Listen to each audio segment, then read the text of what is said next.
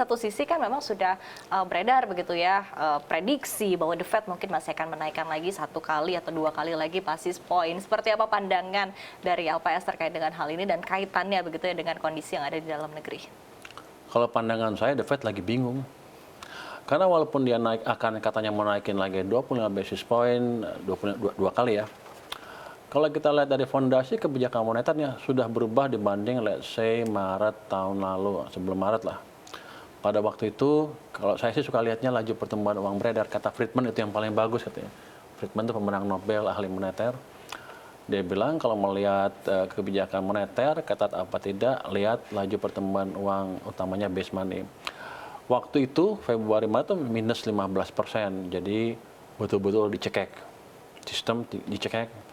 Saya sih dulu tinggal ngitung kapan mereka jatuh. Udah hampir pasti, karena the Great Depression tahun 1930 itu karena pertumbuhan uangnya negatif walaupun bunganya hampir nol ya.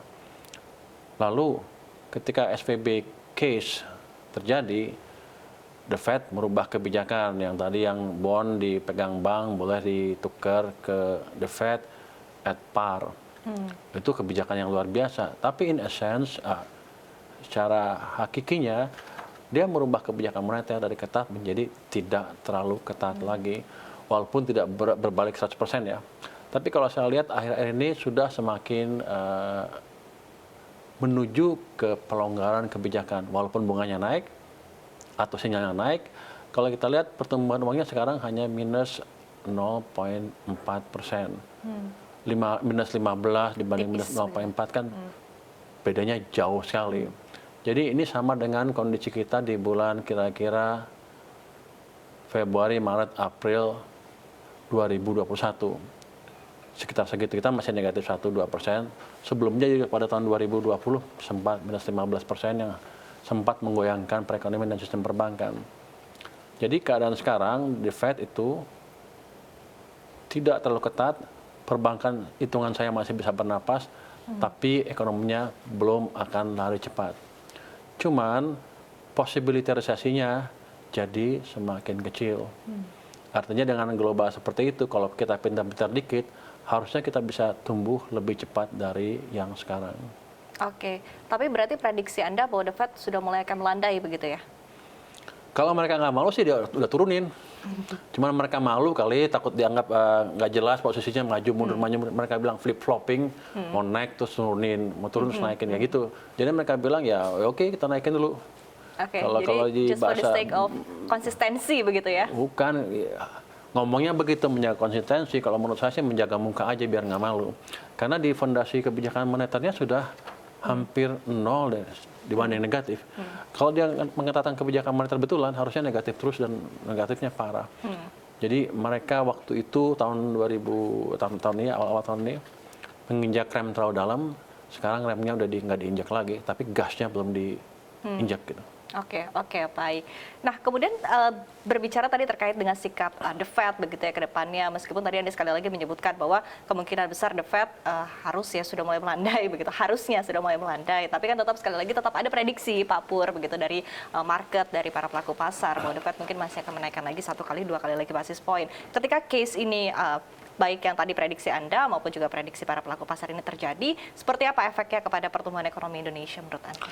Jadi kalau The Fed menaikkan suku bunga, normalnya kan harusnya yield bond naik juga. Bondnya juga yang dipegang perbankan jatuh harganya kan, berbanding terbalik kan pergerakannya. Tapi kalau banknya punya akses untuk menaruh uang, menukarkan uang tadi ke The Fed at par, jadi efektivitas itu ke daya lambat ke perekonomian menjadi berkurang. Ya itu nggak apa-apa secara kosmetik ya naikin bunga, tapi secara fundamental nggak banyak berubah karena sebetulnya dia sudah hampir netral kebijakan moneternya.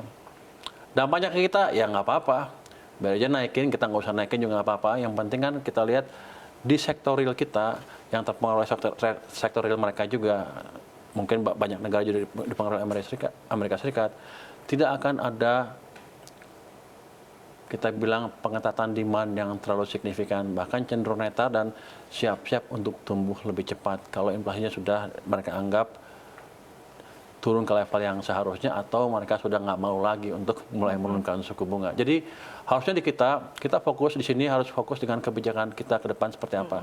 Selama kita menjalankan pro growth, kebijakan pro growth ya, artinya uangnya cukup tumbuhnya, fiskalnya tetap ekspansi, LPS juga nggak naikin bunga penjaminan, harusnya kita masih bisa tumbuh dengan baik, bahkan bisa lebih baik dari perkiraan banyak orang di awal tahun. Oke, prediksi Anda di level berapa? Kalau kita doanya bagus, kita 5,5% full year masih bisa. Oke, 5% secara full year di tahun 5,5%. 5,5% secara full year di tahun 2023. Iya. Sangat optimis begitu Pak ya? Saya tampaknya? optimis selama kita nggak melakukan kebijakan yang salah lagi. Oke, baik.